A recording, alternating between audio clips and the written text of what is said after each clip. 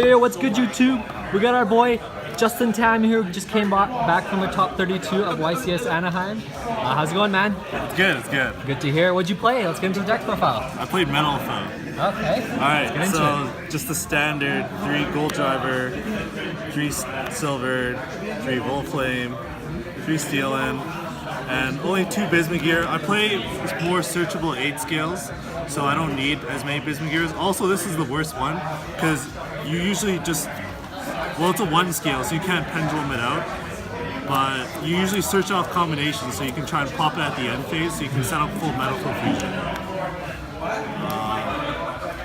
The 3 Kirins and the 4 Kirins, it's broken, you open it, you win. 3 Gopus, gotta play 3, can't really play 2. Even if you open doubles, like there's still plays you can do with it. And 3 Archfiend Eccentrics, this is a good going first and going second card. You just want to open it because you can pop your combinations, set up your scales, and then you'd use this as fodder for Metalfoes Mithrilium. Then of course the last year, if you open this, like kind of win. And 2 Maxis. A lot of people didn't main Maxis.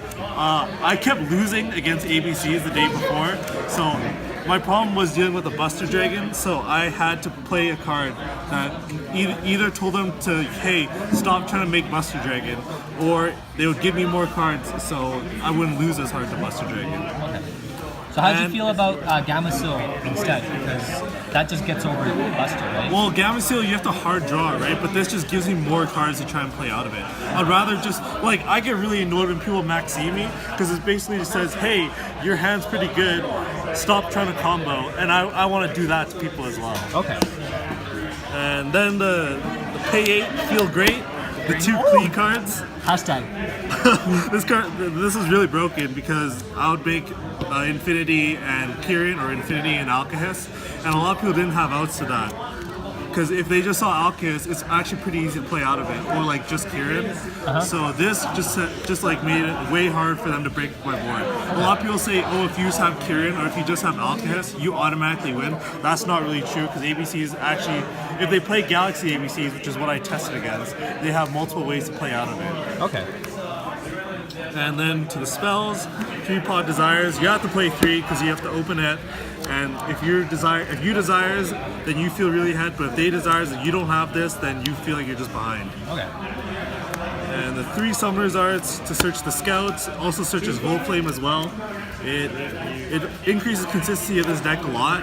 It gives you more monsters because any like all Metalfoes hands is a good hand. Okay. And for that reason, I played only 2 Painful Decision. This card, you can maximum resolve it twice. You'll never resolve it 3 times. I hate seeing more than 1 of these in my hand. That's why I cut it from 3 to 2. For the Metalfoes spells, I played the 1 Fusion, of course, because you can put it back in your deck. And only the 1 full Metalfoes Fusion. The hands that you brick is the hands where you draw your searchable Metalfoes spells and traps. And this is what happened in my top 32, because I drew 3 Metalfoes spells and traps, so I couldn't really play. And yeah, when I was testing, I would opening this is like really bad. Because you want to search it, you want to open Metalfoes monsters. You don't want to already open the spells and traps. And then for the traps, the 1 combination and the 1 counter. It could have been 2 combinations, but the counter, it just like forced people to like pop this instead of popping something else. And then it has a grave effect, so it still gets its value. Okay. And then the only other trap I played was Vanity's Emptiness. This is just like a win condition. Okay. Right, man. On to the extra deck, I played the 1 Adamant just to make Zolkin, 1 Orichalc. I probably could play 2 of this, it's like a really broken card, but you know, I had to cut space. How often did you make it? I made it every now and then. It's actually really good in the Metalfoes mirror match, because if you like make this at the end of your play, and then on their turn you have a set full Metalfoes fusion, it's really obvious when they try and go to Pendulum Summon, because they'll like play the 8, they'll always have the 8, and then they'll play the 1, and then you activate full Metalfoes fusion, and this pop the 1 scale, then they usually can't fusion, or they can't pendulum. The 2 Mithriliums, I had to cut the 3rd just to make space. 2 Alkahest. A lot of people don't know this who didn't go to the event, but they ruled Alkahest like loses against ABC Buster Dragon. So when you activate his effect to target ABC Buster Dragon, and they chain the effect to banish this, usually the ABC Buster would just go to the grave, but at Anaheim, this just got banished and the ABC Buster Dragon stayed there, which is really annoying. It made the matchup a little harder. So did you lose to any ABCs because of that? Or? No, I actually beat all 3 ABCs, but like it was just like inconvenient. It made the matchup harder than it should have been. The one Zolkin, you actually make this a lot because in games 2 and 3, people are starting retaliating Z, and you have to play around not using your fusion. So and also like when I go first, I can make this without using fusion because I play these, and you can use this with Gofu to make your Zolkin. And then of course the Crystal Wing to go with it. And this card was actually really good at Scrap Dragon because it let me pop anti-spells like with Gofu, and then if you open double Gofu, you can like do really cool plays with this because you just use this to bait a back row, and then you can use Gofu again to like do your real play. The one Ignister, you have to play it.